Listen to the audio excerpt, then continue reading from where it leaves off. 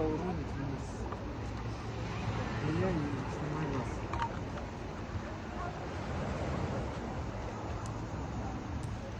What? This one is good for work.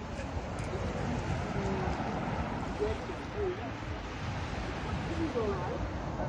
Allow them to come to us like, you know, and just give it to farm in my pocket too much. Yeah.